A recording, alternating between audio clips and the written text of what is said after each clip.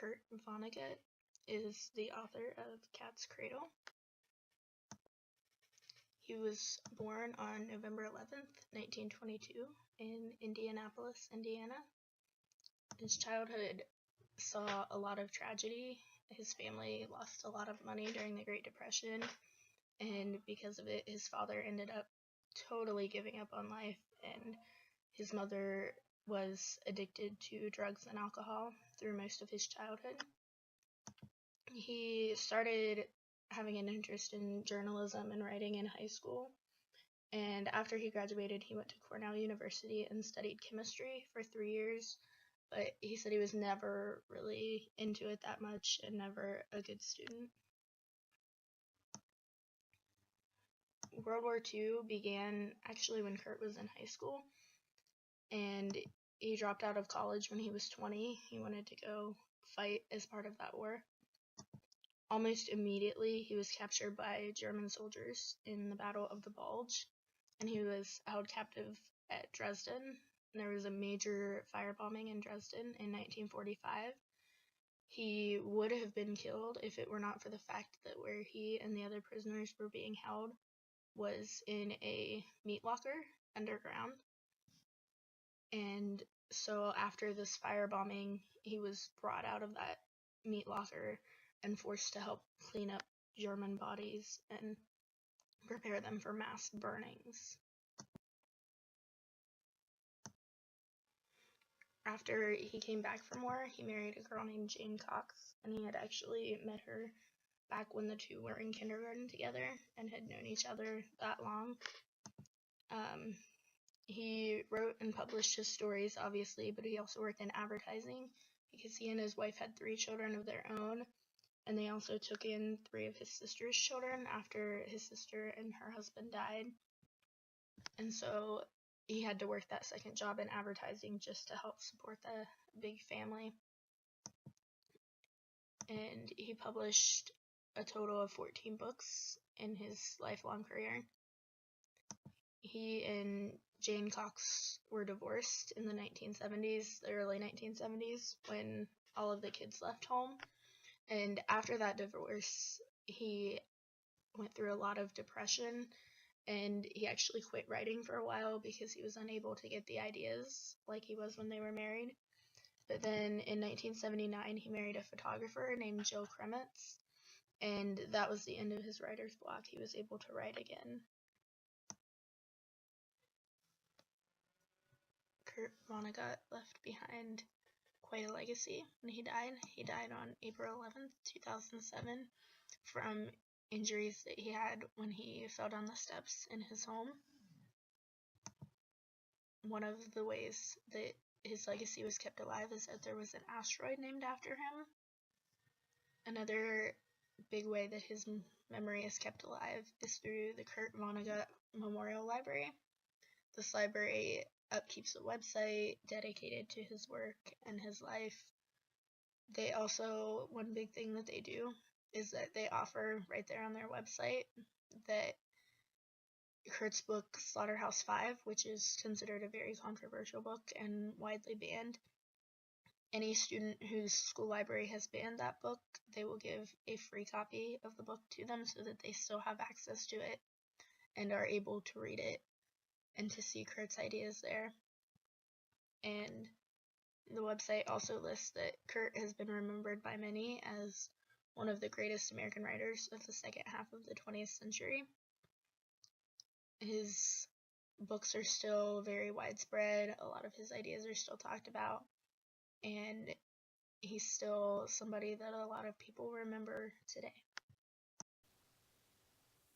Hello, I'm going to present to you the political shifts of America during Vonnegut's life and Vonnegut's political and religious views. Vonnegut was born in 1922, so we'll start with America in the 1920s. For the first time during this decade, more Americans lived in cities than on farms. This was also the first decade in which women were given the power to vote. During this time, mass culture began, in which automobiles, radios, and other goods were created for the mass public.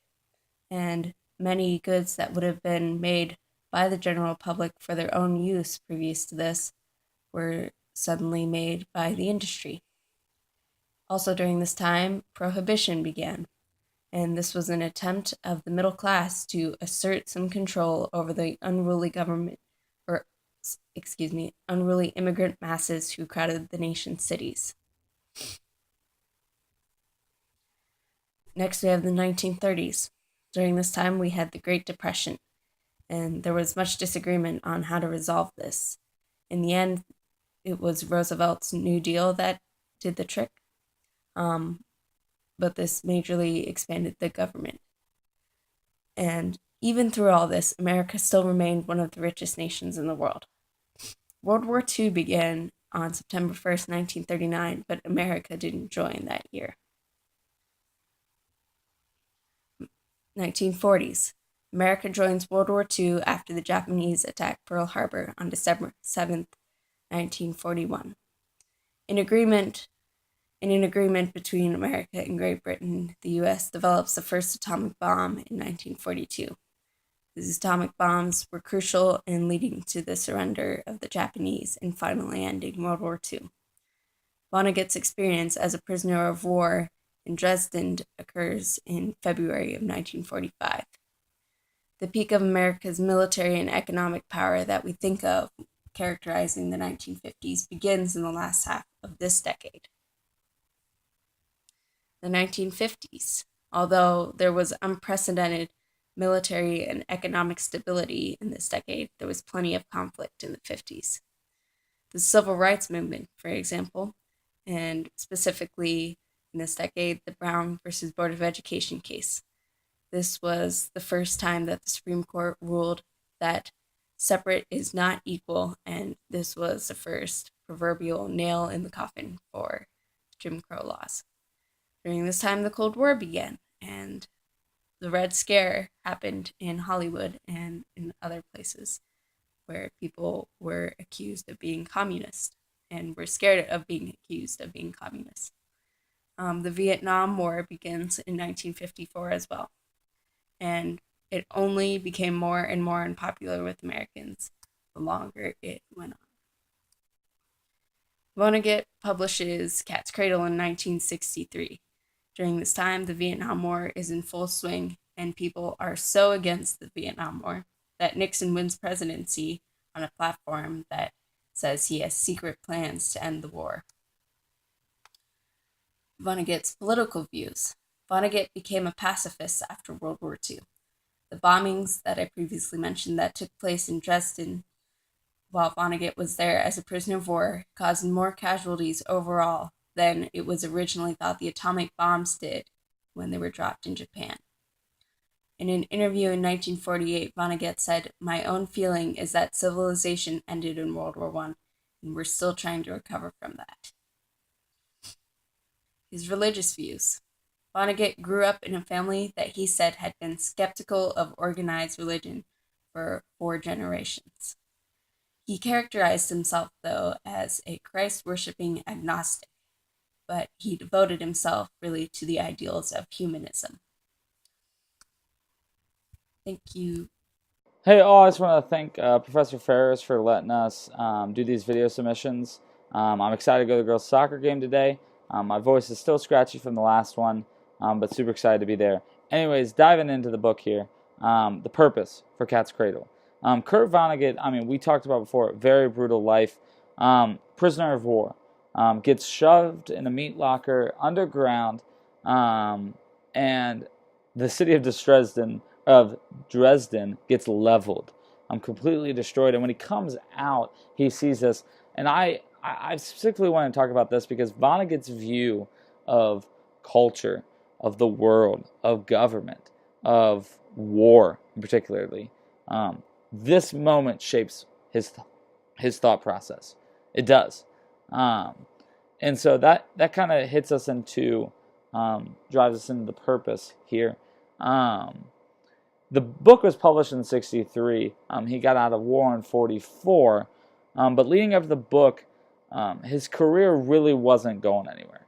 He wrote a couple things before this, but he was very, hadn't had a major book yet. He wasn't very successful, working other jobs to support his family, his wife and 3 kids. And I think that this book launches his career. And I'm not saying this is the main purpose, but he definitely had a personal agenda behind this book of launching his career, and every writer kind of does. But this gave him a successful direction towards his career. The real thing to talk about, though, is the Cold War. Very prominent concern at the time. Vonnegut really took the whole new spin on Cold War, and he uses this thing called humor in the book. And it's funny, he literally is using humor to make people laugh. It's like one of those things, like you say a joke and you laugh at the joke, but then all of a sudden you realize the joke's reality. That's what this book does. That really was what his purpose was, is to highlight cultural insufficiencies, really highlight just really poor government actions. And he uses humor and irony and satire to just do that. When we talk about the Cold War, you talk about technological advancements. Now he does highlight the technology as in a sense of the positives of industry and economy, and there were positives during that time to some extent. But the advancements in weapons, bombs, tear gas, all those things Vonnegut was very much against. Openly said that, was very, very tilted towards this advancement. And he focused on this point. He focused on the fact that these advancements were at the cost of a lot of things. And so the use of humor, irony, and satire, like I said, it really just opens up the idea of the purpose. He used all those things to call out the government, to call out what was going on around, and to call out the people. People get a good laugh, but this book launched his career, but it launched an ideology. This book is considered one of the great writings of the time that really convinced people. I just want to read the back real quick. It says, Cat's Cradle is Kurt Vonnegut's satirical commentary on modern man and his madness. And the apocalyptic tale of this planet's ultimate fate features a midget as the protagonist, a complete original theology created by a calypso singer, and a vision of the future that is at once blackly fatalistic and hilariously funny.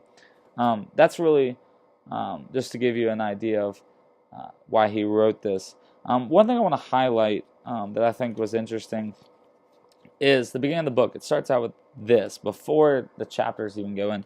Nothing in this book is true. Live by the FOMA that make you brave and kind and healthy and happy. I think it's interesting that he says nothing in this book is true. This book is very fictionalistic and very out there, but the issues are real. The issues he highlights are real. The issues that he wanted to highlight were definitely prominent during the time. And so to see that him say nothing in this book is true, but yet, we're going to have to live boldly, we're going to have to live happy and kind and healthy. I think that that's very interesting for him to start out this book with. And it just really calls to the purpose of nothing in this book is true, but the issues are real. So thanks for watching. I think it's our job as part of the contextual group on Cat's Cradle that we set you guys up for success on how to read this book. And Vonnegut writes his book with a lot of characters, and it can be a little overwhelming. So I wanted to break down at least the ones that I believe are the most important and the most vital to how the story goes. So the story is told from John's point of view. He is an author. He is attempting to write a book on the atomic bomb that ended World War II. He gets interested in some other things. He ends up visiting an island called San Lorenzo, and that's where most of the story takes place. It's where the utopia actually is. And this island exists mostly because of Julian Castle, who runs a corporation on the island. And that's the reason that John goes to San Lorenzo, is to interview Julian Castle about his company. On this island, it's run by a single leader. They interchange dictator and president throughout the book. His name is Papa Manzana. He is aging though and is looking for a replacement. Julian Castle has run the island through his company, but people are not happy because of the strict labor laws and oppression, and there's just a lot of poverty and things going on. That's where Edward McCabe and Boganin come in. They decide that they are going to run this island and they want to make it into a utopia, but they struggle a little bit with that. So they actually make a religion based on Boganin, and they work together to instate that religion and promote themselves. This whole story revolves around John's interaction with this family. The atomic bomb was made by Felix. He worked in a laboratory, and it's very ambiguous. There's not a whole lot out frontly said.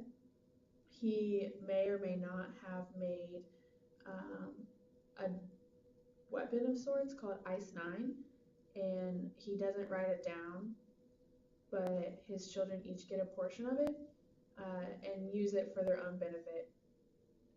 Angela uses her portion she's the firstborn, she uses her portion to convince this high-ranking man to marry her. Frank uses his portion and sells it to Papa Manzana to get a good position at the hospital that Papa Manzana runs. And Newt uses his to convince this woman to marry him. And that ends up going out of hand. The rest of the story revolves around John's interaction with these people, how these people work together on this island, and what happens to the creation Ice 9.